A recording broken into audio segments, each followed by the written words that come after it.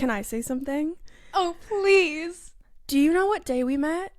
I figured it out and now I'm forgetting and I'm so embarrassed. No. Is it July 7th? That feels right. It wasn't Pride Month. No. It was the month after Pride Month. Correct. You would have remembered if it was Pride Month. Totally. We can say it was 7/7. Yeah, okay. We met on 7/7. We're big on angel numbers too. Mm-hmm. There was no third 7. Well, what was the year? 2023? 3, 4, 5, 6, Maybe 7. Wait, 2023? That adds up to 7. That is so crazy. Easter egg. Wait, Taylor Swift, is she behind this? She loves Oh my numerology. God. So we met on 7/7/7. And now it can't be a different date, so I'm not going to go back and check. No. I think we need to tell the full story. Okay, you should start. I think you should set up the scene of like where were you in your life? Oh God. July okay. 7th, 2023. Well, okay. I had like just went through a breakup-ish in June. Because I was getting back together with the same person over and over. And we like finally ended it in June and I blocked her everywhere. And I was like, okay, I need to move on. And I went to outpatient and I was like really determined to stop being depressed. So I signed up for all these things. I signed up for improv. I signed up for acting. I signed up for guitar lessons. I signed up for physical therapy. I was like, that's going to structure my life and I'm going to be not depressed. So I remember it was my second class of improv level 1. I was so nervous every time going. And at the first class, he's like, next class, we're doing interpretive dancing. So you guys need to dress comfy. I know. And that is the scariest form of improv I class. maybe don't ever want to interpretive dance again. And I've done it a lot since. Is the point of it to actually interpret a dance or sort of get out of your shell and do the most embarrassing thing possible so then you're so unafraid? I think it's that, Right? and also it's like groupthink because you're all dancing together and somehow there just becomes this like pattern and thing and you kind of are all getting on the same page of like what you're doing. You're almost developing chemistry. It's because a you really have good to make skill eye contact. actually. Yeah, because it's so intimate to dance with people. And let your guard down. Yeah, because one thing about me, it was so hard for me. My guard is up. I was so shy. Especially at that time. I was so shy. It was so scary. But then, okay, so pause on that part. Haley Jacobson tagged me in a TikTok that was like queer TikTokers I want to read my book. She tagged me. I commented and was like, oh my God, I'll read your book, send it to me. That's so sweet. I didn't know that. Yeah, oh, you did it? That's really sweet. Yeah, so then, and I was so excited because I was like, oh my God, someone wants me to read their book. That's so cool. So she sent me her book. I read it. She messaged me and was like, I'm going to be in Chicago. Do you want to come? I was like, yes. But then I realized the book tour was right after my improv class. And I was like, well, what am I going to wear that both is interpretive dance proof? And also like, because I was like, there's probably going to be a lot of gay people there. And there were. So I was like, this is also like a dating event for me. So I had to look hot. So funny. But I had to like dance. Yeah.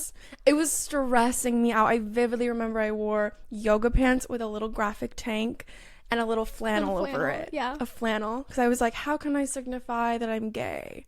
Flannel and rings. It was, I think I was maybe the only straight person there, so I don't know if you really had to signify. That's true. But I just like, you didn't wanted know to that be at the sure. time. Yeah, my hair was, I just felt so insecure that day. I remember, like, awful. And I think even still you have this like, if I'm very feminine, how will people know I'm gay? Yeah, sort of thing. It is a complex. Yeah. I think I'm getting over it a little. Anyway, topic for another day. Yeah, so I did my improv, really insecure, dancing with everyone, and then I had to rush to the book tour, and I remember it was like tornadoing outside. Do you remember that? It was my first Chicago tornado that night. Yeah, that was scary. Before you got there, everyone had to go downstairs into the bunker. And not the bunker. We were still upstairs and everyone was like, the sky is green, the sky is green. I grew up in California. I've never seen a tornado in my life, so I thought it was a metaphor. For the sky being like, green? Oh my God, like, what does that mean? And they were like, the sky is green. I was like, yeah, I know, but like, what does that mean? Right. And the sky was green. With Twister's coming.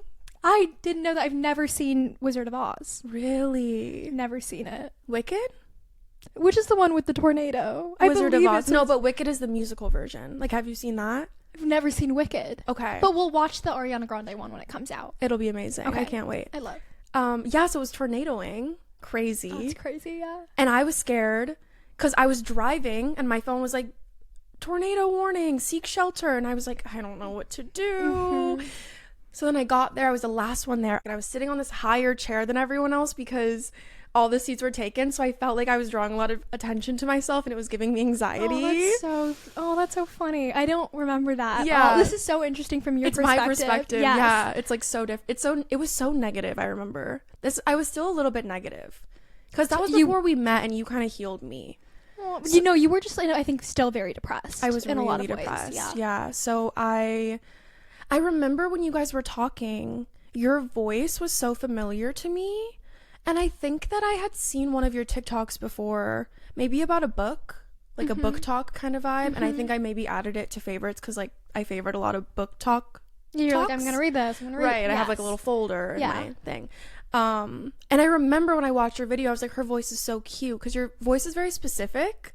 And like so sweet because people always tell me we talk the same. We do talk the same, kind of, because I love your voice, so I'm like, I'll take it. But your voice is just so like soft and sweet, and I was like, you seem so familiar.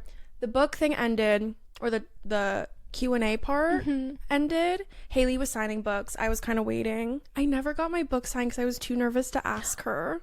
Are you kidding? There was a line and everything. I know. And I was we, nervous. Went to her place after. I was so nervous. I was so insecure that day. It was crazy. But then I like went up to you and I was like, you seem so familiar. And then I took my mask off and you were like, oh my God, I know you. And okay, I wasn't wearing a mask, not because of COVID reasons. It's at a bookstore called Women and Children First, which is very safe. And like anytime you walk in, you're supposed to wear a mask. And that is like all the time, not just for events. And they'd given Hayley and me a free pass because we were going to be on the stage and I was going to be asking her questions. So they just said, you don't need it. So when you came up to me, like, I wasn't. You already weren't masked up. That's true. I guess I didn't specify that you were the host. I wasn't the host. I think I was just supposed to ask her questions. Okay. It felt like you were really commanding the room, I will say. Thank you so much. I felt really good that day, which is really funny. You looked really professional. Yeah. Like you were wearing something cute. I don't remember. I love to match my outfit to the book cover whenever I'm at events like that. And I had this orange dress sitting in my closet for a year. And I was like, when will I ever wear this bright orange dress? And then her cover is this like bright orange cover. It was perfect. I remember a bright color. You looked so professional. She looked so beautiful also. Amazing. I remember both of you were like kind of really intimidating to me because you were so smart and I just was like interpretive dancing and I felt like a loser. Like I literally felt like a loser. Like I was so scared. And the whole point of the interpretive dancing, I think, was to open me up. Have that, didn't work. Okay. I think that's kind of my whole side of it. My lead up to beautiful. The moment where we like. And that was probably around 7 p.m. as well, if I had to guess. No, actually, though. Yeah. Because I think it started at like 5. That's crazy. Yeah. Wow. That's beautiful. 777.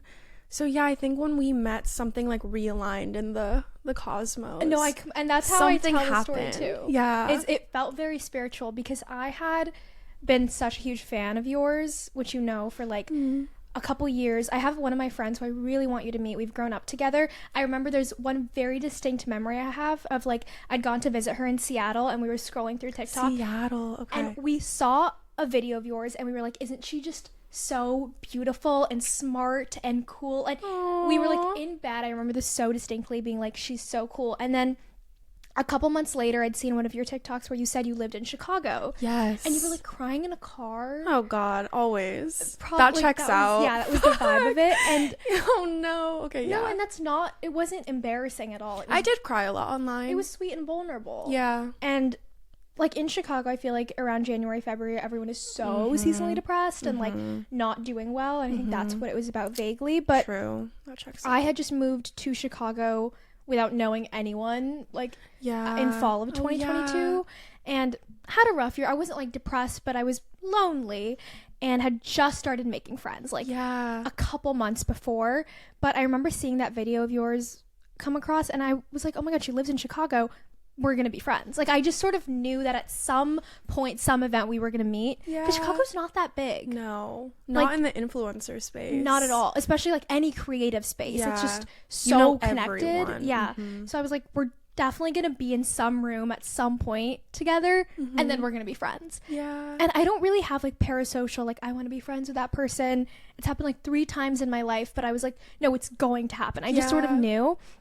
And I don't think I've ever told you this, but I kind of felt like you were so sad in that video, and not like I can fix her. That wasn't it. But it was like, we're going to heal each other. Like I almost had that foreshadowing of like, we're both lonely and we're both going to meet each other and not be lonely.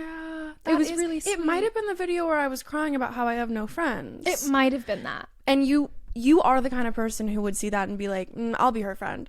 And that's, you know exactly what I mean? Like, you what wouldn't get scared off by me being like, I literally have no friends and I'm crying. I don't think anyone would be scared off. I do think that's like your self-talk. Yeah. Because even you came up to me and you were like, have I seen you somewhere or something? And I was like, oh my God, I follow you on TikTok. I'm your biggest fan. And then I think the second thing I said was, and we're going to be best friends. You did. And I was like, no one would want to be my friend. Like, I was like, she doesn't know it yet. She's not going to want to be my friend. And you really did. I mean, you literally said, you were like, I don't really know. I can't even imagine how I was so nervous. Wait, I want to hear like the lead up to you going to the book tour. Oh my God. Like, what happened? So I have been posting about books online for a while, and then I stopped like a couple years ago because I just stopped reading books, which is so lame. But like, after I started my PhD, I was constantly reading research papers. And I had followed Heyyy for a while. You loved Heyyy. Like, you were interacting with her. I remember you telling me that. I was like heavily interacting with her stuff even before she ever got a book deal. And then, which is crazy. It was so beautiful. I think that's like the best thing about the internet is you can watch someone's success really so intimately and like root for them. And it's very rarely bitten me. Like, it's almost always so fruitful and so lovely to watch someone grow. And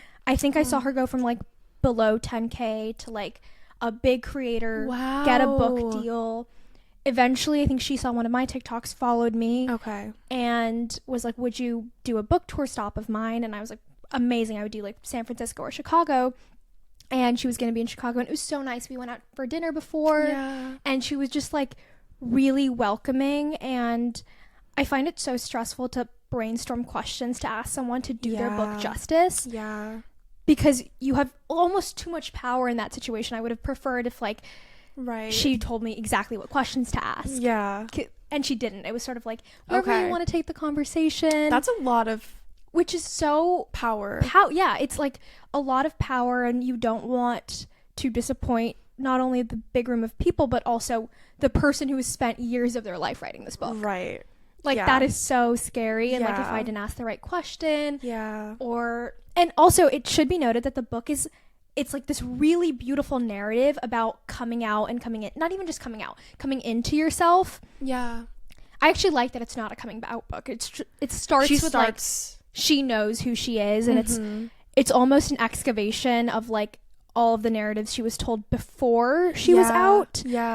And as a straight person, I was like, I can't do that justice. Like, I remember you told me that there. Wait, Old Enough? You should go read Old Enough. It's really good. But it's also, just side note, because I was like reflecting on the book, and it's so cute because it's like, it feels like she starts in straight culture, and it's her like learning queer culture, really. If you think about it, and it's so fun as like a gay person, because you're like, I get the references, like Subarus and Birkenstocks. You're like, it's an inside joke. But anyway, I remember being there, and you were like, I feel guilty taking up space here because I'm straight, because it was like, a queer event. Well, no, it was just a queer book. True. And I do think that straight people should read queer books. And that's like, I completely agree. And like, that shouldn't, I think it's been the default. Like, straight has been the default for so long, and like, queer people have had to read straight books and like consume straight media for centuries. And like, I almost just felt like I would have loved to attend that event as just a person in the audience. Like, I felt like being the one asking the questions. I was so nervous that my questions would sway the narrative in a way that not only didn't even just do the book justice, but like, if I didn't do the queer community justice, like, it felt like a lot of pressure. I get that. And it was really, I felt so honored that she thought of me, but I also was just like so nervous because of that. And I don't really get nervous public speaking. I think it was just that thing. And no, I get that. I like sent her the questions I had before. Aww. And she was so sweet and supportive. And like, you want to do it with someone who feels very welcoming into the community. So that was really nice. And like, I think it went really well. And you she's did an just such a amazing good speaker. job. She's a really good speaker. You're also a really good speaker. They were such thoughtful questions, and the audience was so sweet and engaged. The audience was amazing. Yeah, and their questions were so good. Like, I remember, I was shocked. I mean, maybe they came prepared, but I was like, how did they just think of those things off the top of their head? They were great questions. So smart. And, like, engaged and respectful. Everyone in the audience was so kind, and a couple times, like, I made, like, a little joke. Yeah. And people laughed, which is... You're funny. People who don't laugh when you tell a joke. Evil. Jail. Literally that is jail. Like, so horrible. It's so mean. But you're funny. No, but sometimes people don't laugh at my jokes. They're, like, jealous. They're jealous you're funny and pretty. Or they're just right over their head. That's what I tell myself. I'm like, oh, they didn't understand that one. So true. But it was so funny after the event. This was, like, our first time meeting. And you and everyone else was like, you're straight? Like, you're sure? I was like, there's no way. And I am. Now you're like, you literally are straight. It's crazy. Because we were talking about, like, the 7 husbands and, like, so much gay stuff. And our For You pages were so similar. And then you said something about being straight. And I was like, are you sure? But you know the, like, thing that's like, I know love is real because... I'm full of it or whatever. I know straight people are real because I'm full of it. I hate that. No, yeah. I know straight people are real because of you. Yeah. I did go through a moment where I was like, does everyone just feel this way? But no. Like, no, and you'll tell me that sometimes. And I'm like, no, I've never thought that. Yeah. I've never wanted to do that to a woman. Yeah. Because I think also, though, growing up in, like, media, especially, like, being younger, a lot of the media was like, oh, like, girls have to fake orgasms, and, like, oh, men are gross, and, like, everyone hates men. So I was like, oh, so we're all feeling this way. Yeah. Perfect. Yeah. Like, I was like, no, this is, like, what it's like to be straight. And you still want men to like you, which we so talked bad. about, but, like, the male gaze still very much exists, even if you're not into men. Yeah. Which I think that would be so tricky for me to parse through. It's weird because I feel like you're not super, like, appealing to the male. Not that you're not appealing to the male gaze. Like, you don't, like, live your life. No, I agree. Yeah. At all. But I used to. Me too. I was so baked into it. But I think we were all baked into it. Everyone. It's sad. Yeah. And now I feel so different from that, where it's almost hard if I'm with a straight man to be like, no, let's not. I have a lot of straight male friends, actually. Yeah. I, like, lived with so many straight men in college. It was like my new girl era. True. But they were, the thing is about the straight men I am attracted to and am friends with is they are very soft. They're so sweet. Like, they're very much able to be, like, a girly. Yeah. Like, they can, like, sit and gab with us. Yeah. And I think that is what I am really drawn to. You have a good radar for people. Like, a good judgment. Because there's a lot of good straight men out there. I always get literally canceled when I say this on the internet. We're kind of men defenders. And here's the thing. I met you hating men. I mean, I went through a period where I really hated men. And it was, like, kind of, like, tapering off. Like, it wasn't, like, an all-consuming thought for me anymore. You did read that book. That's what I was going to say is, like, I read a book, Men Who Hate Women. And the first time we ever hung out, I asked you about it because you had also read it. And I was, like, so sick to my stomach over men existing. Like, I hated it. And you changed my mind because you were like, no, but they're also victims. And, like, us hating them isn't doing anything. And it's true. It is true. And I hate to say this again, like, this is my most cancelable take, but what we say about, like, othering people also exists when we don't have, like, straight male friends. And, like, that's not to say every woman needs to go out there and, like, do more labor and make straight male friends. Like, that's not at all what I'm saying. And a lot of women have such serious trauma from men that, like, I'm not asking it of other people. I don't need other people to start saying I hate men. Like, or stop saying that. I just felt like when I became friends with some good ones and saw it from their perspective of moving through the world and the boxes they feel like they have to fit into. I'm not even comparing right now in our society. There are ways men are being disadvantaged, and that's, again, not to say that women are also not being severely disadvantaged, but anytime we talk about it with men, people get so upset. Everything should be approached from love, or else we're not going to get anywhere, unfortunately. And people call me a pick-me, but it's like, the world is an ecosystem. It is a human body. Like, if one part of it starts to completely rot, it will all rot. And Like, so a lot true. of us will have to date straight men and have children with straight men. No, I know, but like, it needs to function better. Like the Barbie movie where there were the men in it too. Exactly. I don't remember anything about the Barbie movie, but me neither. It was a little too Ken focused for me. It was so Ken heavy. He had his own like dance numbers. No, near the end of the movie I was like, all right. The movie was called Barbie. And there was no wrap up of the mother-daughter relationship. That was my favorite part of the movie. Me too. I think it didn't have enough focus on that at all. Like motherhood and like a relationship between a mom and a daughter is like one of the biggest parts of like womanhood and girlhood. And like the world. And the world, literally. I think there needs to be more media about that. That was my favorite part of the movie. It was so underexplored. Agreed. And like moms stand still as a measure for their daughters. That part was crazy. I think about it once a day. Yeah, I do have that like written in my notes app for sure. Speaking really quickly of men though, hating men, had a fun thought. So I've been wanting to start a pod for years. Like years and years and years I've wanted to start a pod. Okay, I actually never told you this. Can I say something? Please. Wait, okay, yes. So this was my whole thought for my pod. Well, there's so much backstory we'll get into like another time, but I really hated men. That was kind of my entire personality for a little bit of time. And that's fine too. Because I had a lot of trauma and like there was a lot to it. And I found a lot of success on TikTok through that. Like that was kind of one of my big main little phases I went through. Absolutely. Was like talking about like, I fucking hate men. I don't care about men. I'm not living for men. I would like respond to male hate comments and just be mean to them. Like that was my thing for a sec. And I wanted to make a podcast. And it was going to be called The Princess and the Patriarchy. I love that. Isn't that fun? You've never told me that. That's so good. I never told you that. Wait, now I feel so bad. Don't feel bad. Here's the thing. I have so many thoughts. Well, that's why I got this. This was going to be The Princess and the Patriarchy. I'm obsessed with it. We have the same vision though. And I also like the patriarchy started feeling like this like white feminism thing to say. Do you agree a little bit? Like, I felt like on social media, people started being like, oh, the patriarchy. I don't know. I also didn't want to be stuck in a box of, like, having to talk about the patriarchy every episode. Yeah. I just wanted to be a princess. And we are in a patriarchy. That's not my fault. But that was the podcast. That was going to be the pod. I love it so much. Thank you. I was always too scared to tell people because I was like, what if it's stupid? And that's the thing about doing ideas by yourself is you have no sounding board. If you don't have friends. And that was, I think, what was happening. I had no one.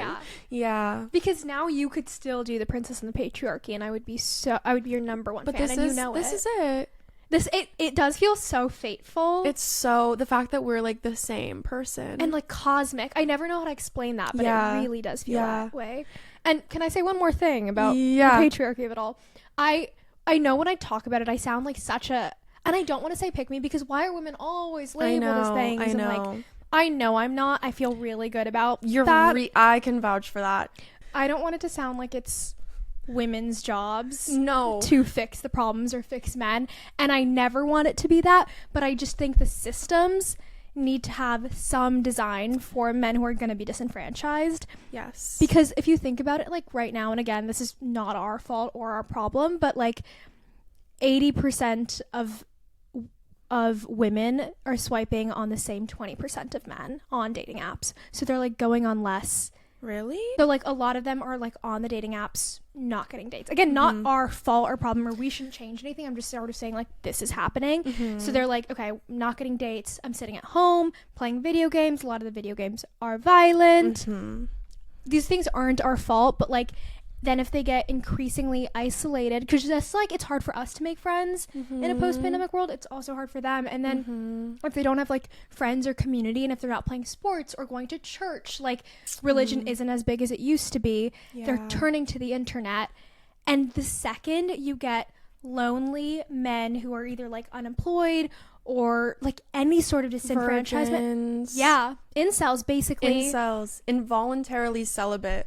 There's so many. Just in case you didn't know what incel meant. I actually didn't for a long time. I didn't either. I think a lot of people don't.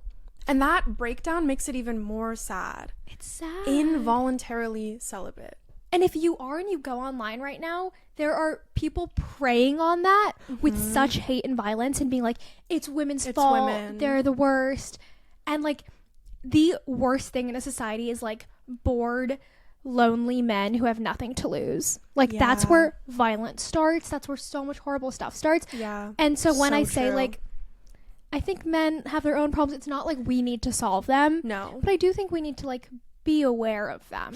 It's just that awareness that like men, there are some evil men like Andrew Tate and those like red pill men selling. What are they selling? I couldn't even tell you. Selling those like how to get women, blah, blah, blah, whatever. Like those people are evil. But there are so many men who are just lonely and they go on the internet and they go down a bad rabbit hole because the algorithm also is misogynistic. And preys on that. And there's very few positive role models that also gets that group of men under their wing. There really are. Maybe that's the solution. A man who's like getting girls, who's like really respectful. Maybe that's them. like Hassan Piker. Yeah. Who I don't really watch, but every time I see a clip of his, I think is like maybe what he's trying to do. Yeah. Okay, well maybe we should like boost that. I think maybe Hassan Piker has like enough. I think boosting, he's fine. Maybe like he needs a. Can I say something? Shout out. And like he could come on the pod if get him on the really pod. Needed more view. Yeah. Yeah. I was gonna start a pod, the Princess of the Patriarchy. Yes. And I was going to talk about how I hate men. And I confided in someone that I was dating about this podcast. And they told me that basically I shouldn't talk about how I hate men because that's not helping anyone and blah, blah, blah. And it's ironic because like I now have that stance with you, but you taught me in a less coercive way.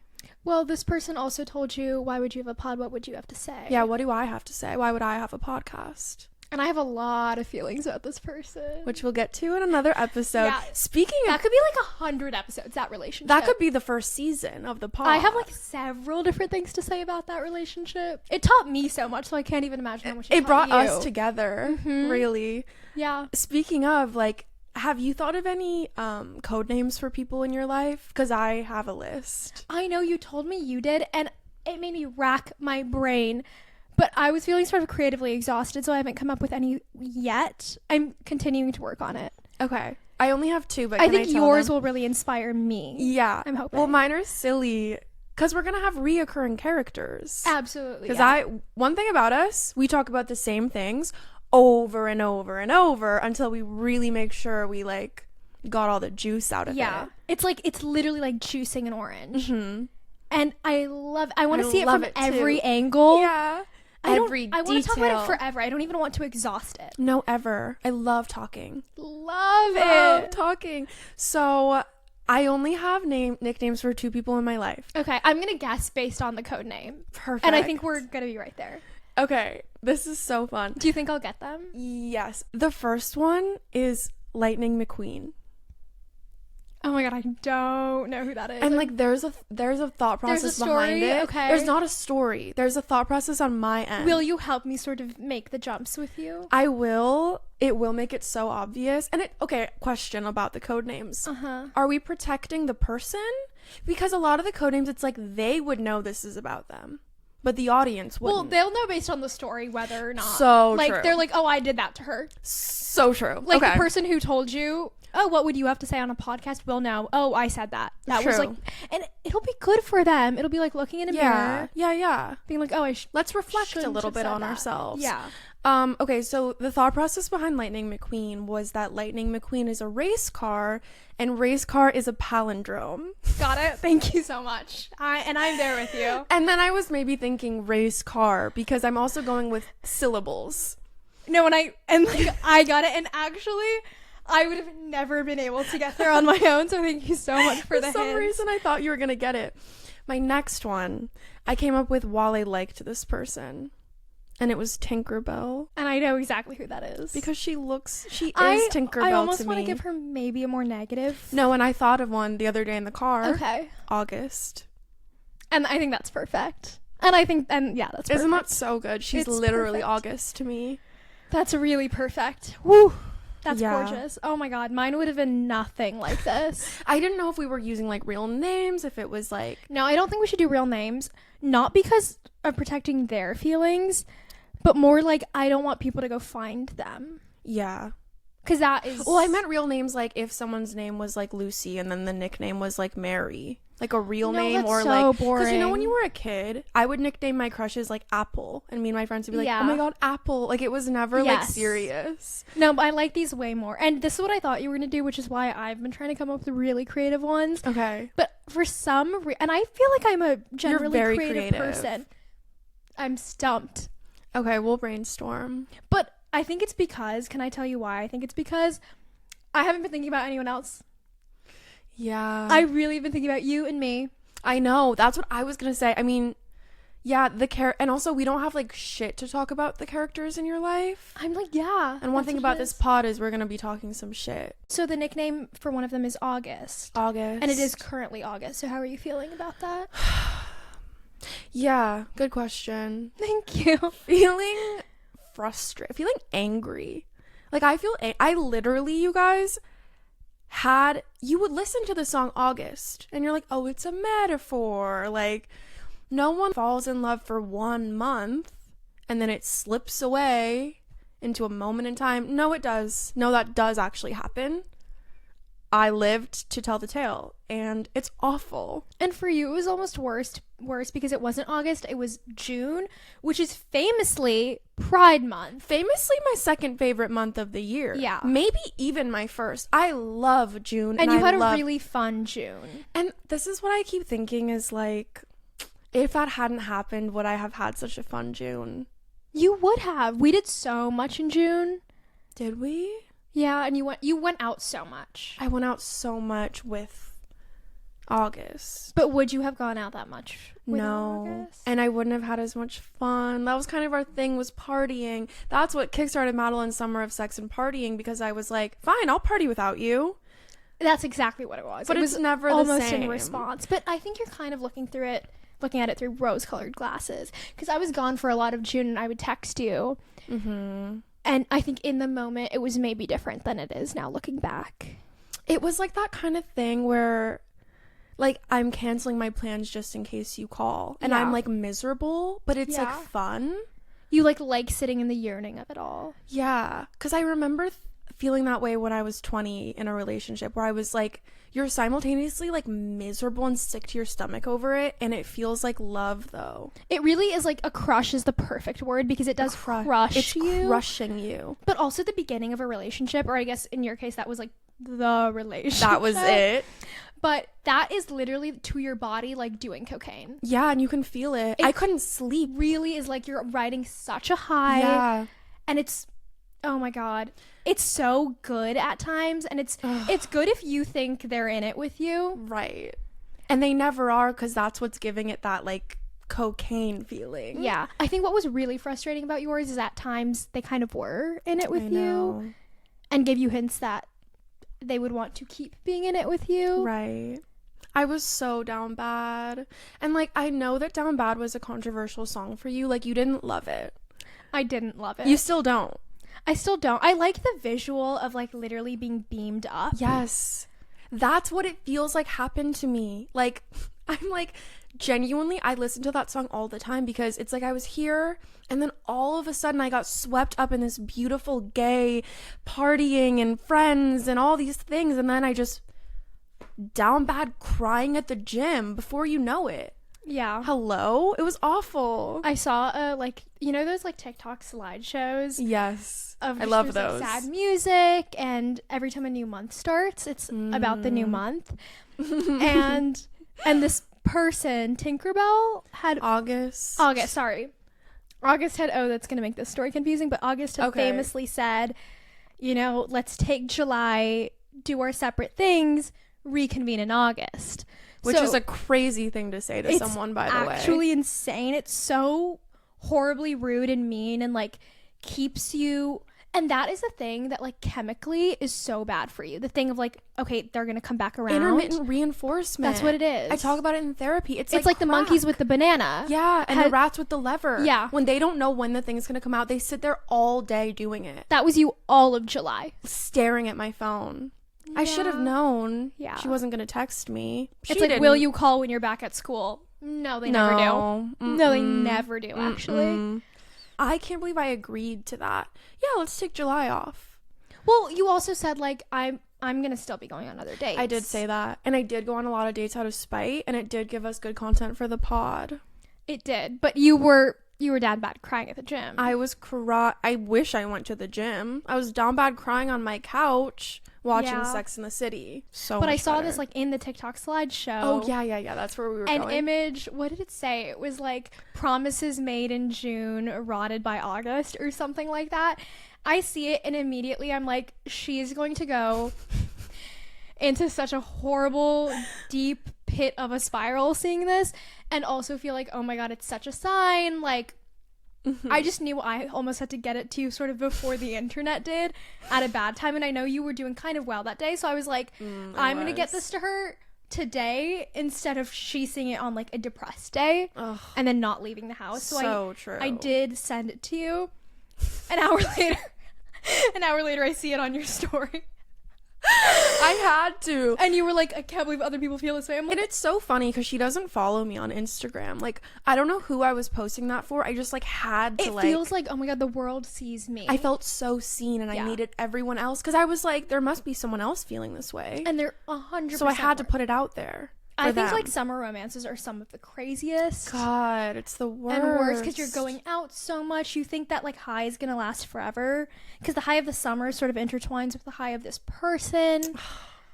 And I feel like so much summer stuff is, like, people want a summer fling. And then one person catches feelings in a fling always. Always. I almost So think true. winter is more like both people kind of want the same thing. Because it's like, what are you going to do? Go out? Yeah. It's cold outside. You just sort of need to stay in. Right. It's cuffing season. But summer, you're like, oh, this person could be with anyone. They want to be with me. And there's, like, this magic in the air. Oh my god, I have such a funny story, which is that I was gone for a lot of July. And then I came back and you were like, can I show you something I've been, like, workshopping in my drafts?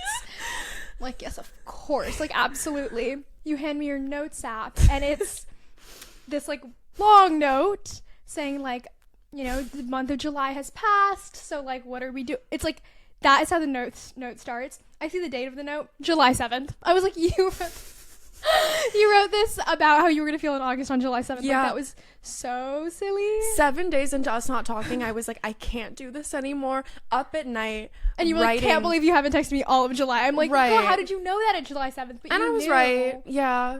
I think your gut always knows. Always. And thank God I didn't send that text. Ugh, gross. Do you think there's any chance that during the month of June, because August was sort of giving you signals that they weren't all in, or there was maybe someone else on, not even on the back burner, almost you were on the back burner. back burner.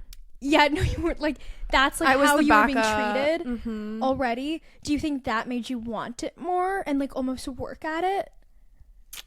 Because every time you texted me, you were like, but there's something, like, something wrong. Like, they're not fully with me. I don't know. I thought you were going to say, is there any chance of you guys still working out? And I went, maybe. And isn't that fucked up? Oh like, my I God, really that's do so think sad. that. Like, there's a secret part of me that thinks she's going to beg for me. She's not. She might. See? Why do I think she might? But for me, it's, like, not that she might. It's the fact that if she did, it would be because something else didn't come to fruition. Because I'm the backup plan, ultimately. And you have to give it to August. She has told you. No, she did. Yeah. Good for her. And, like, there's another person who, like, really likes me. I'm the number one. No, absolutely. And most people are feeling that way about you. There are, like, multiple girls I haven't even texted back. Like, so many. I feel actually bad. I need to do that. I hope none of them are watching the pod. Well, then they were probably feeling hopeful. They're like, oh my god, gonna get a text back soon. That's really good to know. Yeah. Good. But one thing about me is I lead people on. Can we talk about that? One thing that's crazy about the world is, isn't it just like a chain of August? Like, someone is always pining over someone, and someone is always leading someone on. And I literally fucking told her the last time I saw her, because I was like, I'm gonna go on dates, just to try and make her jealous, which she wasn't, by the way. She didn't care. Aww. I know, it was so pathetic. But I was like, it's so funny how, like, you're emotionally unavailable, and it made me emotionally unavailable for these people. But can I say something about, like, leading people on? Like, can we talk about that? Let's talk about it. It's just hard when you go on a date and they're really sweet and great, and you just know they're not for you. But isn't it worse if you can feel them being like, this is it for me? No, yes, it is. And I vividly remember the first time I met you, I think I had went on a date or something, because you showed me a note in your phone, and you're like, it was like, hi, blank. It was so lovely getting to know you. I don't think it was like a rejection letter. I really believe in a rejection note. Yeah. Not like out of the blue if they haven't texted you. Yeah. Because then it's like, that's a mutual ghost. That's fine. Yeah. But like, if they have been like, when can I see you again? Cut it. Yeah. Because you know. No, it's the respectful thing to do, is to not waste someone's time. Yeah. It's like people pleasing. Like, people pleasing is selfish, because it's like, be honest. Yeah. But it's hard. And I just, like, I remember showing you the note, and you were like, oh my god, I would not never send that. I remember you copy paste sent it to me. I never sent it to anyone. Because it kind of gets rid of the, like, intermittent reinforcement thing. If they, like, the worst thing in the world is if you go on a good date, and you're like, they're gonna text me soon. They're gonna text me soon. So true. And they never do. And you're like, hey, so about the movie we wanted to watch. Like, that is, oh god. Literally. It's just so brutal. Yeah. And it is like, you're sitting here like, what did I do wrong? Yeah. And it'd be nice to get a little text. It's like, by the way, you didn't do anything wrong. Yeah. It's just not for me. I think it's so, and like, the text was so nice because you immediately see it and you're like, okay, now I know. Yeah. It's so hard true. to Closure. send, but it's Closure is nice. People need like a little. Everyone that's like, I don't believe in closure. I kind of do. I do too. It depends. In that situation, I feel like it's just such an easy. It literally stings for 1 second to get that text, and then you're fine, and then you're free mentally to move on. Otherwise, you're caged, and you're like overthinking it. You're like, what did I do wrong? Like, is it the way I said this one word? Like, you're getting so weird with it up there. You just kind of need to free people. Yeah. The latest date I went on, this girl was so sweet, like very sweet, and she just wasn't for me.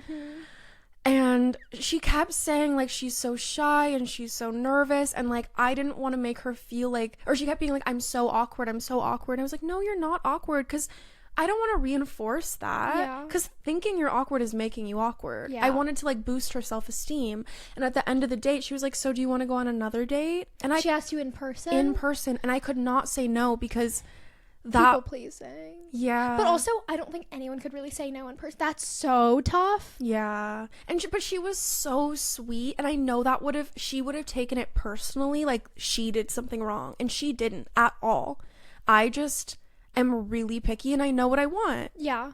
And you want to cut them early. I'm such of the mindset of like, fail early. Yeah. If you're gonna fail early. So and true. You know early. I hate if someone asked me in person, I just think I would be like, yeah, because you don't want to. But me being me, I went, oh my god, absolutely, of course. Okay. And so and then she I hugged might be her, watching. and she texted me. Okay. No, but you know what's so fun about her? She literally was like, so what do you do for work? She has no idea. I love that. Said, I've been needing that for you. Marketing. Love. That's my new thing, because I'm not lying. No, you're a marketing genius. I'm marketing. You're brilliant. Sorry. Yeah. So I don't think she's watching the pod, luckily. Thank God. Thank God for that. Yeah. That's huge. I'm really manifesting. My perfect partner for you would be someone who is like tangential to the creative industry. So like behind the camera. Hot. So they fully understand it. They see the star that you are, and they really respect the career and how much you put into it. They're not judgmental of it. Mm-mm. But they're like, that's her thing, and like, I'm not really trying to. They don't want to be in front of the camera. No, and the greatest thing about this whole thing would be they would have a job, because that's something we're really working on with you dating people with jobs. I think it's really hard for you. Something you may not know about me, I love someone without a job. Something about me, need to date a person with a job. You're like really realistic that way. It's not even realistic. I get so anxious about stability. Like, yeah, I think your relationship to risk and stability determines a lot of who you are, actually. Interesting. And I feel like I need to be around, which is interesting because like I don't really feel that way about friendship, but I just think a partnership is really different. Agreed. It's also like maybe a gender thing that I haven't fully explored yet, but like would love if you like pay on the first date. Not even would love, like almost need. But even when I dated men, I was like this. I think secretly the truth is that it might be because I think I'm unworthy, or it's a way to keep someone if I'm like paying for everything and like taking care of them. And I know that sounds evil and manipulative, and I don't mean it that way. No, it's not. It's just like, I think there's a lot of layers to it with like me and like money stuff and like, I don't know, but I always have dated people who I want to take care of them. It is also like a love language of yours. It is a love thing. I don't think that's evil or manipulative at all. I think it's a lot of people that you've been with have like really big creative ambitions, and you find that really attractive. I do love someone who's creative. And because of the world and the society we live in, oftentimes really creative people have a hard time figuring out, like at this age and stage, exactly where their next check is coming from. And that's like, I think, more to say about the industry than Starving it is about artists. you. Yeah. Like, I don't think that is an evil or dark thing at all. I also think like a lot of people you've dated have really noble wants and pursuits. So like I don't think that's it at all. But even when we first became friends, you were always like, I'll pay. Like I got it. And I have like, to pay. I've gotten better. I want to be your friend, not because of you paying. Yeah. And it was something we had to like work on. We had to like have a talk. Yeah. Me and Anna also had a talk. She sat me down and was like, you need to stop. Yeah. And I was like, anyone who actually like loves you, which is so sweet. Yeah, is gonna be like, let us that's enough. Do this for you. Yeah. Yeah. And I really, it just like hurts me. Like I know. Yeah. Anyway, where was I going with that? Oh, manifesting. Should we get into our manifestation segment? Absolutely of love the pod. to, because I did manifest you in my life. Yeah. Yeah. I didn't even manifest it though. I sort of knew it was gonna happen. I never even could have imagined in my wildest dreams I'd meet someone like you in my adulthood. Like I think it's so inspiring. It's like so sweet. You think that you're only gonna have close friends from like high school, college. I was like, I'm fucked. I'm never gonna have a best friend ever. I think that rhetoric is so harmful because then at some point you're an adult. You're like, oh man, I missed my golden window. Yeah. You can actually make really close friends in adulthood. It's crazy. You just have to put yourself out there. Imagine if I was too shy and didn't go to the book thing, which I didn't want to go. I was nervous. Oh my God. And I'm so grateful I went. Obviously. Even I remember that day after I was like, we're gonna be best friends, you said like, I don't really have friends, like I don't really know how to be. That's the first thing you said. I would say that. Yeah. You were like, I don't really like know how to be a good friend. I'm like really depressed. And I actually think that helped us in a weird way become friends, because anytime I texted you and you were like, not today, I didn't take it as like she doesn't want to be friends with me. I was able to like be like, okay, I'll text you another time. Yeah, and you really did. We need to do a whole episode about friendship. We have so much to talk about. Okay, but manifestations. Okay, well, quickly, my dream partner for myself, because we're still in our dating segment, like dating era of my life. Yeah. Someone who has a job, respects my job. I saw an astrologer recently. I don't know if I told you this part, but they were like, according to the stars, you're a simp. Like you are a simp. And you are. And I am. And they were like, therefore you need to date someone who is also a simp. Like you need someone who's obsessed with you because you are like an obsessive lover girl. Yeah, and you're so easy to be obsessed with that I don't think that's a problem. I'm more worried, and I've told you this several times, that you love the chase so much that when someone is in a really healthy way obsessed with you, not like in a putting you on a pedestal way as a fan, just that's like not what likes you need, me, but like really like sees you and likes you. I just hope you don't get the ick. It really gives me the ick when someone likes me. That is the only thing that worries me. Starting to cause problems for me. A podcast dream guest manifestation list. Yes. Monica Lewinsky. I want Monica Lewinsky so bad. Which I think is so incredible. Because I haven't ever seen her on a podcast. No. Which might just mean that she doesn't do them.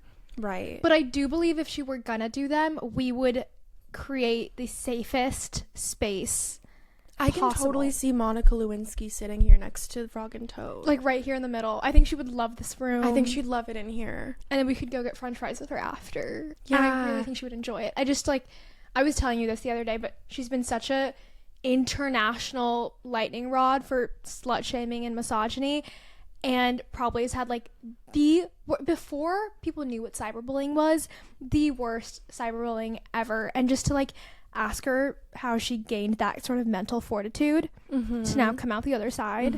I'm so curious what her like process is. I couldn't stop thinking about you saying that exact verbiage, like a lightning rod for misogyny for the past like decade. That's so true, and that's a crazy visual in my head. Yeah. Like, it's so true. It like gives me chills. Yeah, Monica Lewinsky. And like feminism was in a very different era back then. Clearly, Yeah. because I feel like that she was like seen as the villain of that situation. She was like a young intern. She was like 22. That's 23. insane. Yeah. Insane. Who else do we want to get on the pod?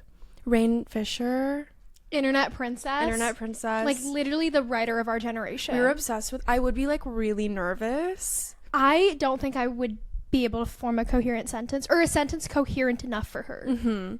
Her brain is like so big. So big. And we're like kind of like on a lower vibration, but If she smokes weed and she got really high, then I think maybe my like normal high functioning, like me trying to be as high functioning as possible, could have a conversation with her. But the thing about her, she's so humble and sweet that she would never even make us feel that. Like, I literally love her. I just want to sit her down and let her know how much I love her, because I just feel like she's one of those people who like is hard on herself. Yeah. And she just needs to know how her writing has like impacted people. We think about her all the time. And like cite her. That's Yeah. also how I feel about you. Aw, thanks. And I think that's how a lot of people feel about you. I can't wait to have an episode about my self-esteem. I know. My internet self-image problems. Another person I would love on the pod is, okay, two people random. Kennedy Walsh.